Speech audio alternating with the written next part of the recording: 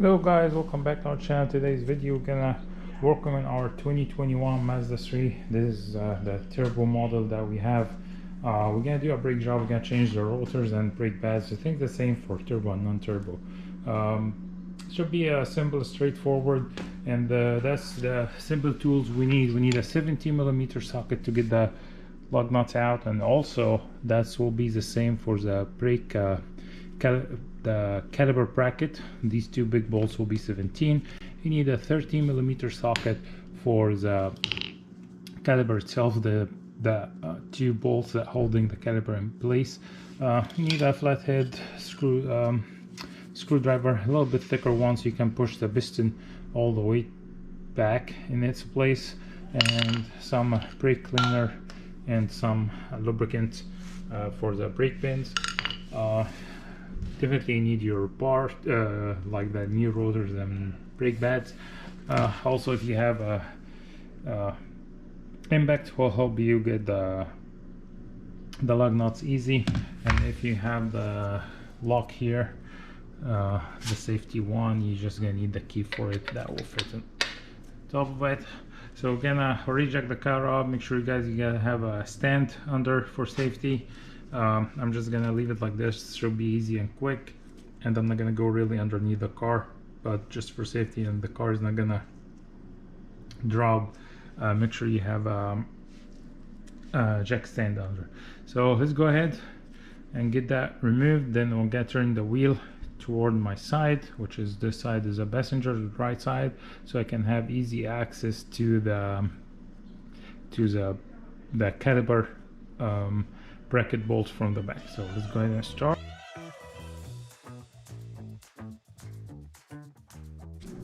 So the next step is we're gonna remove these 13mm bolt. These are the two bolts that holding the caliper in place, and after this you have these two 17mm bolts, one here and one is down here, again one here and one up here, 1 and 2.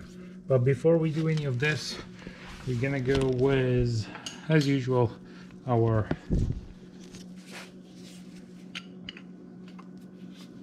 flathead screwdriver, the big one, and we kind of gonna push everything back to push the piston back all the way as much as you can.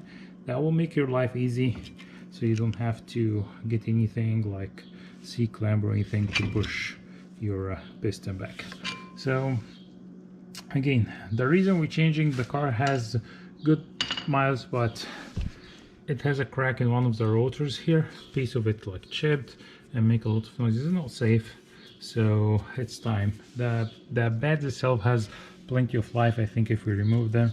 But anyway, I'm gonna get a new pads and new rotors and change everything together nicely. Car is has not a lot of miles, so the rotors are not like stuck or stick to the hub, so it will come out easy.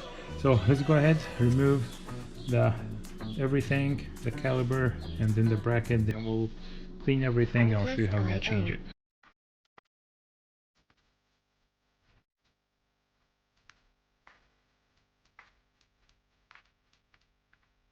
So got everything out. If you guys have the rust here, you can just get a wire brush with a brake cleaner, give it a quick cleaning. And any brand new rotors usually comes with some coating to protect it from rusting, so you're just also gonna do like a brake cleaner and rub it and get cleaned. Otherwise just gonna make a bad smell. It's not gonna hurt anything.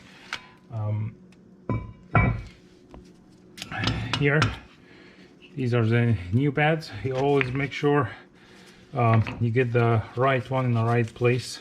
So this one will fit on this side. It has that pin, the indicator pin, that will tell you when your pads are getting very close to need to be replaced.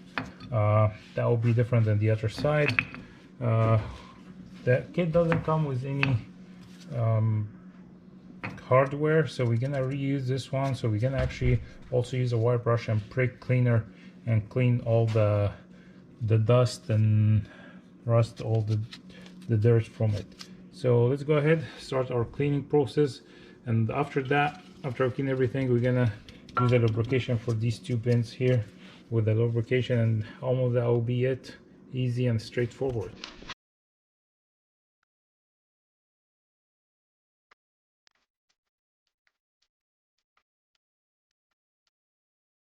Artlist.io.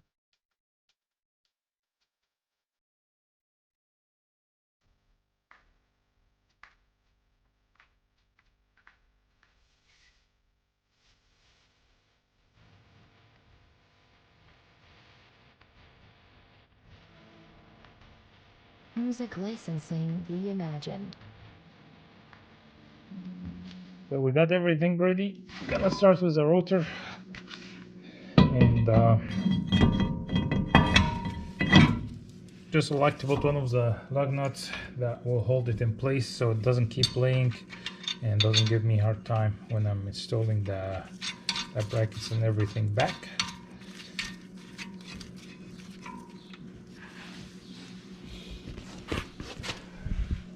Then we have the bracket ready with the pads already on. We're gonna just slide it in here. Two bolts.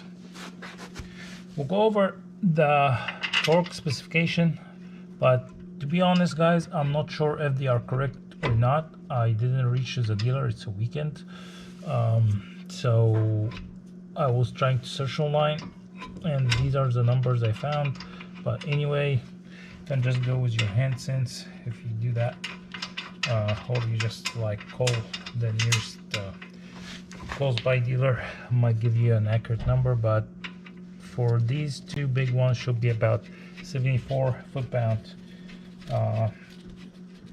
for the bracket bolts, and the caliper pins should be around 24 foot-pound. So we're gonna go ahead, put everything back to I think the wheel is about 108 foot-pound. These are the numbers I found online, but again, I don't want to say they are correct numbers. I'm gonna try to reach this dealer maybe Monday, and maybe they can give me an accurate number. So we'll go ahead and get everything tightened, and that should be pretty it. Very easy and straightforward.